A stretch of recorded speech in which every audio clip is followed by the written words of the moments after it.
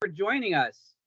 Welcome to our live webinar. My name is Nicola Pomponio. Thank you for taking the time to log in. And today we're going to be visiting Bodegas Orube and discuss our two newest wines, the Orube Crianza and the Amor de Madre Reserva. So please join me in welcoming Jordi Vidal, the export director of Ferrer Miranda, and Vanessa Insausti, the winemaker at Bodegas Orube. Hi, how are you both? Hi. Hello. All right. Well, Jordi, go ahead and tell us a little bit about yourself. Yeah, in fact, thanks, Nicola, for giving us the opportunity to talk about Ferrer Miranda and its wines. As you say, my name is Jordi Vidal, and I'm 44 years old. I'm living around 50 minutes away from Barcelona in the south, and this is very close to the Freixenet winery. In fact, the area is called Penedès, and I have been working for 24 years for Pedro Ferrer. And I started at the very beginning, when I was quite young, 20 years old. I started in the PR department of Freixenet, and that was after finishing my studies in tourism in the University of Barcelona. And there I could learn a lot about the business, and little by little I started having contact with the sales and marketing teams. And due to my contact with many people from all over the world, because I had a lot of contact with a lot of customers. And after that, after 6 years in the PR department, I went to Germany to develop a new project with the premium wines of the group. We started with the export of these wines at that time. And then after that, 3 years later, I came back to Spain and I joined the international marketing department as a brand manager for the brands Freixenet, Segura Viudas, and Castelblanc. And this gave me also a different point of view of the business. Some years later, I became responsible for the premium wines. And nowadays, I'm the export manager for Ferrer wines, for Ferrer Miranda, which include Spanish wines that you already probably know. And my job consists today of talking to all subsidiaries worldwide and try to help them to develop our brands and really to feel close to our products, because this is at the end of the day the key. And I'm still based at Freixenet Winery. And this is more or less about my life. Fantastic. Vanessa, please tell us about yourself. Good morning. I'm Vanessa Insausti, a winemaker at Orube Wineries from 16 years. Firstly, sorry for my English because my level is low, but I'm going to speak the best possible. Maybe Jordi must help me. I am an agronomical engineer and winemaker. I'm from La Rioja, and for this reason, I have passion for the vines, for the grapes, and for the wines of this region. Welcome to this webinar. I am pleased to explain the secrets of Orube and Amor de Madre, two wines with personality, and maybe its main characteristics are the complexity, the aromas, and the elegance in mouth. I would like to tell that for me it's very important that the wines have many fruit aromas because the grapes are the origin, and I'm sure that is the main difference between a wine in another. Wonderful. Vanessa, you speak fantastic, by the way. We understand everything you say, and we love the accent, by the way. We can't wait to have you in the market because that accent is going to open up lots of doors. So, Jordi, please tell us a little bit about the history of Ferrer Miranda. Yes, in fact, although Ferrer Miranda, it's a new company because it was founded in 2019, so 3 years ago. The origin of the company goes back to 1861, because that was the moment when Francesc Sala Ferrer, he formerly entered the wine business. So at that time, they were producing only still wines and not sparklings. This came later. And this family, they had been making wines for centuries in two different states, one La Freixeneda and the other one Can Sala. That was in the area, in the heart of the Penedès region, not far away from Barcelona in the south, 45 kilometers approximately. Then years later, this man, Francesc, he passed the business to his son, Joan Sala. And at the same time, Joan Sala passed it to his daughter, Dolores. Dolores and her husband, Pedro Ferrer Bosch, who was called the Freixenet boy, They started a new project, and they worked together, and they made the leap into sparkling wines. That was founding Freixenet in 1914.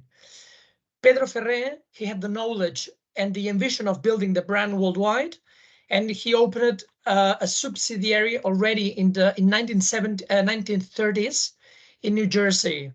At that time, imagine how difficult that was, but he did it.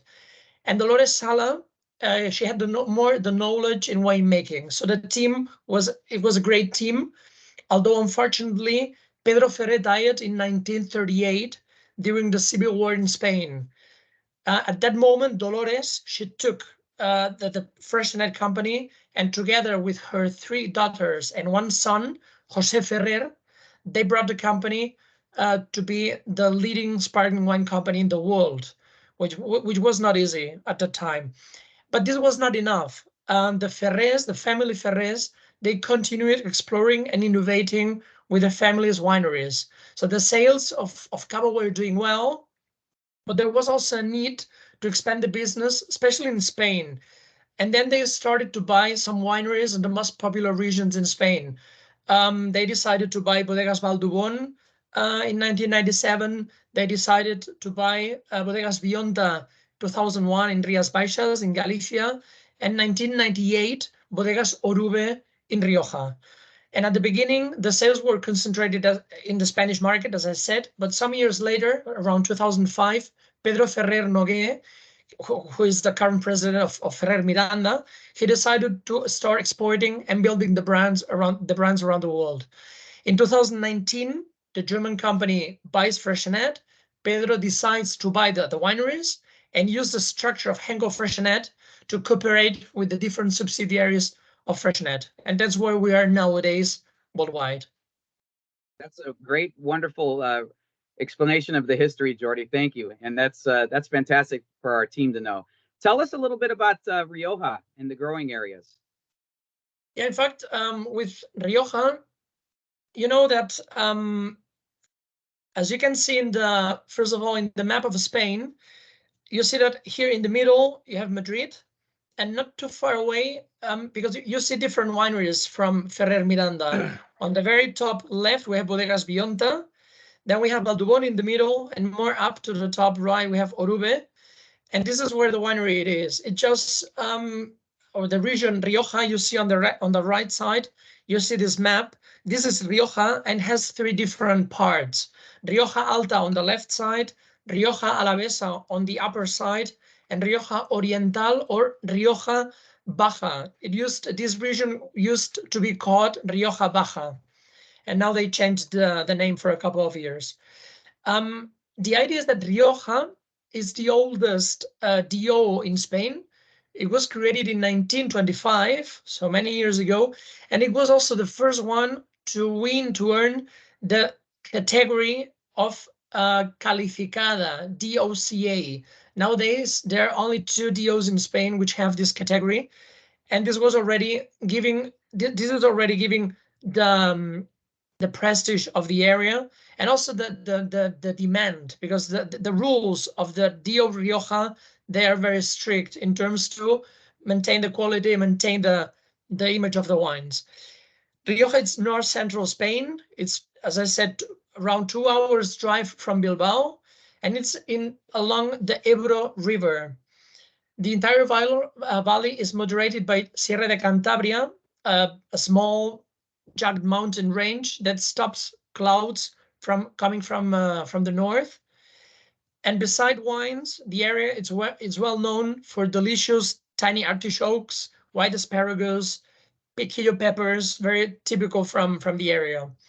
For wine, the area has 3 sections, as I have told you: Baja, Alta, and Alavesa.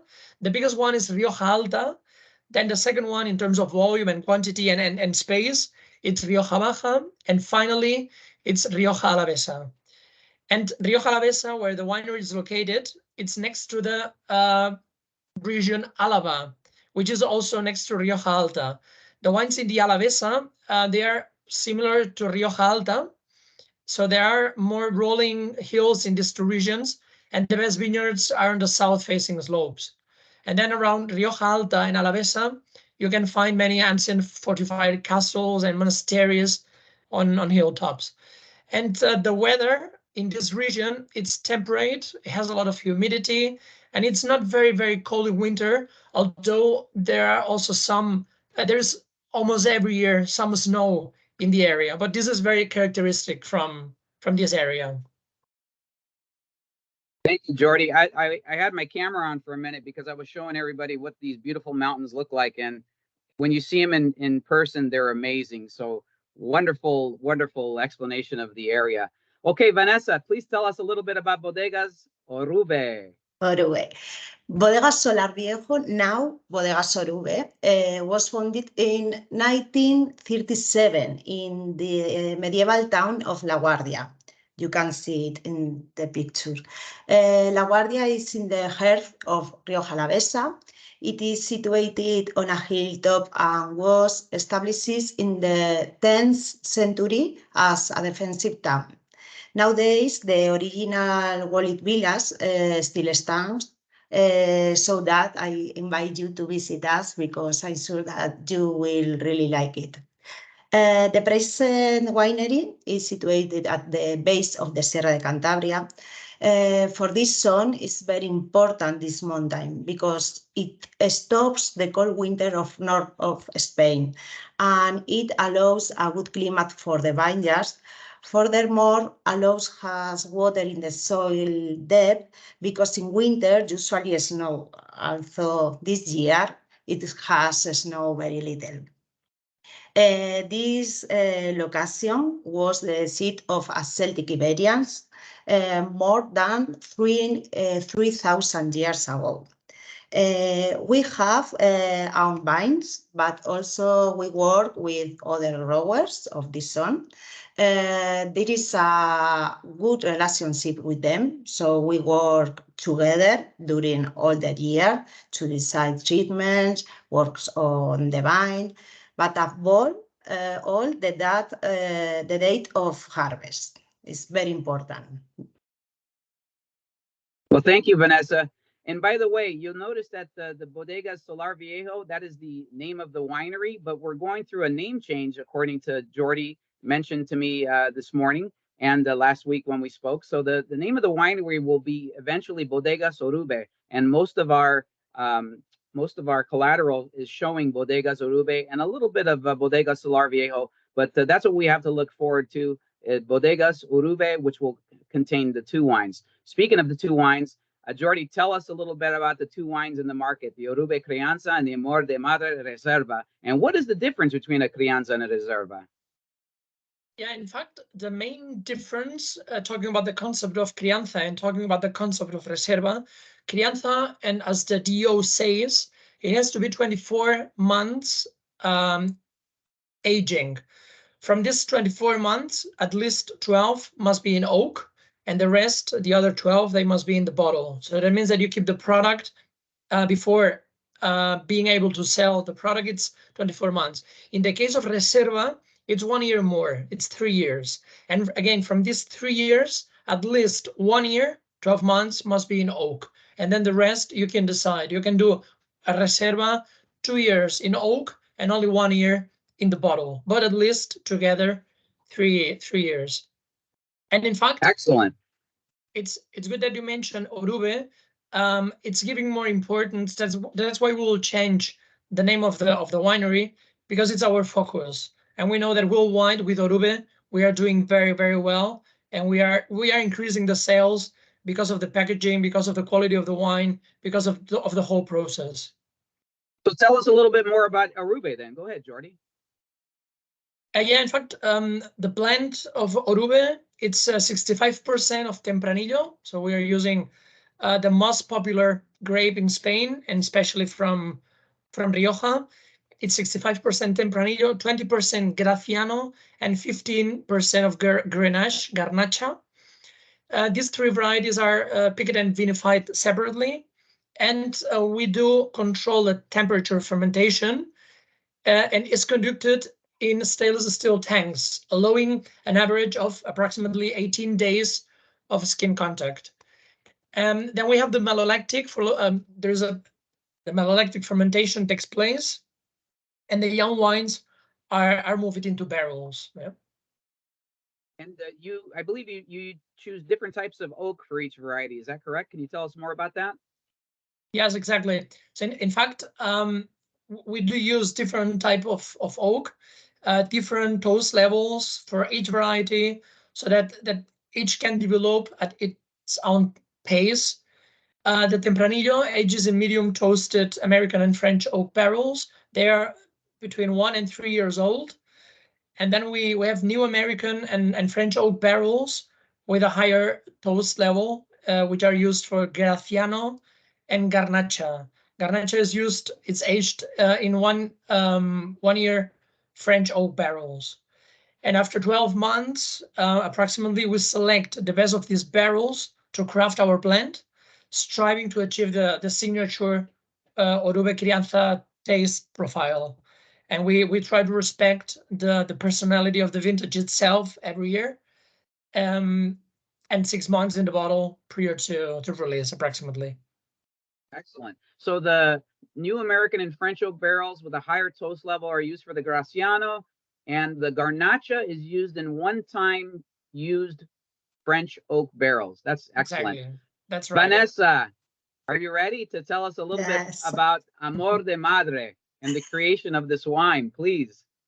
Okay, Amor de Madre Reserva, it's a blend of two red varieties, Tempranillo and Graciano. 75% Tempranillo and 25% Graciano. The two grapes variety are vinified but separately, allowing us to choose the best moment of ripening. It's very important for that the tannins are round and not bitter, no astringent. The alcoholic fermentation is done in temperature controlled between 26, 28 Celsius degrees. And during 18 days to increase the contact mass with the skins. Following malolactic fermentation, the wine is moved into the barrel, still separated by variety. We choose different types of oak, different dose level, different origin of forest, so that each variety can spread its best characteristics. The Tempranillo aged in American and French oak with medium toast and between 1 and 3 years use. The barrels, 1 and 3 years use. For the Graciano, we chose new American and French oak barrels with higher toast level. Both varieties are aged in barrels at least 12 months. After, we choose the best blend. This harvest is 75 and 25, but each year can be different depending on many things. For example, the weather, the production, the alcoholic fermentation. This wine has a light clarification with vegan-friendly products and filtration to obtain bright liquid, and then it's bottled. These bottles rest in our cellar for at least 24 months in order to increase the aromatic complexity and to refine and polish the wine tannins. This wine is a favorite of a mother I know very well, my wife. She loves this wine. And I can't wait to tell her. You just mentioned it's vegan too, so she's going to be excited about that. Very, very nice. What a wonderful wine. And thank you for explaining both wines, the Orube and the Amor de Madre, Jordi and Vanessa. Excellent. So moving forward, let's see here. We're going to take a look at the new slides. So I want to alert the sales team that many of the slides used today are from a deck that Angela created and that is currently in our sales folder, in the Ferrer Miranda folder marked Brand Master folder. So thank you, Angela, for creating these beautiful slides and for creating a beautiful new deck that is sitting there in our G Drive in the Ferrer Miranda folder. So let's go into some questions and answers. If anybody has any questions, please put them into the chat. But the first question I have is for Jordi. Jordi, what pairs the best with the Orube and Amor de Madre? Yeah, we start with Orube. As Orube, it's a wine that it's more versatile and you can drink at any time but especially I think it matches very well with cheese, ham, tapas, pinchos, some lamb, and also with Italian food. Italian restaurants could be very could have good potential. Pasta, rice, pizza. So as I say, it's a wine that you can drink at any time without yeah, a lot of expecting a very heavy meal, I would say. Great.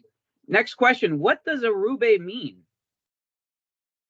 Yeah, in fact, Orube, you know that in Spain we have 4 different languages. So we speak Spanish, but we also speak Catalan in the area of Barcelona.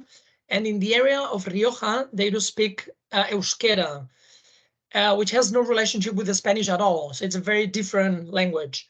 And Orube means like old house in Spanish. And these were houses where people used to live in the Middle Age with animals in the ground floor and with the living rooms in the first and second floors. So they are called in Spanish casas solariegas. And if you go to La Guardia, where the winery is located, there are still a lot of these old houses. And in fact, the town of La Guardia is considered to be one of the nicest towns in Spain. Or this is at least what people in the area say. And yeah, we recommend you to visit the area for sure. Great. Next question. Where did the idea of the label for Amor de Madre come about? Yeah, in fact, in my opinion, I don't know if you agree or not, but I think that Spanish people, we are very passionate, and we do love everything that we do. And I think there's nothing compared to the love of a mother. So this expression is very integrated in the Spanish culture. And we wanted with this name is that this label is to transmit this love and passion that we have creating this wine, and that we want to approach to our customers to enjoy the passion when opening and sharing a glass of Amor de Madre. Well, Vanessa and Jordi, I don't see any other questions in the chat right now, but I just wanted to say thank you for your time today. I know it's towards the end of the day in Spain. You're looking forward to probably a fantastic weekend with your family. Nick, excuse me. Yes. Excuse me, Nick. Now I have we discussed about Orube Crianza, what matches with Orube Crianza, but I forgot to tell you about Amor de Madre. Just for you to know, with Amor de Madre, red meat, like steak houses, it's very correct. Cheese, spicy food like Thailand restaurants or like Thailand food. So this could be a good match. Sorry for interrupting you, but I just wanted to add that, okay? No, I think that was a great ad, because we do visit here in the US. Obviously, we have so many multicultural restaurants. So these wines are not just for Spanish restaurants. These wines are definitely can be placed in Thai, Italian, Spanish, pizzerias, anything you can possibly imagine. These wines will fit on the wine list. I've actually sold them into some great Italian restaurants myself. So thank you for that quick mention, and never an interruption from you, Jordi. Vanessa, Jordi, thank you so much for reviewing these 2 wonderful wines. We're really excited about them here in the market. We can't wait to have both of you in the market soon. And our team is really excited about these 2 wines. We're out and about. We always have them in our bags, and we're really going to do a great job with them here in the US. I'm going to hand it back over to Vanessa for a closing statement, and then Jordi to finish it up. So thanks for attention. Thanks for letting us presenting Ferrer Miranda, as I said at the beginning. I think it's very important to help you as much as possible. And it will be, I think I'm talking from Vanessa and myself, that we are really excited to come to the US to discover the market and to really deep more into detail on which are the needs of the American market. And this will help us as well to help you more and more. And yeah, thanks for supporting Orube and Amor de Madre in the US. Thank you, Jordi. Vanessa? Thank you very much for your attention, and I hope see you soon here or there. Fantástico. ¿Cómo se dice? Muchísimos gracias a ustedes. Muy bien. Los dos. Muy bien. Gracias. Gracias. Thank you very much, everyone, for joining us. Cel de Orube and Amor de Madre. Wonderful wines from Spain. Thank you so much, everyone. Thank Adios. you. Adios. Bye. Gracias.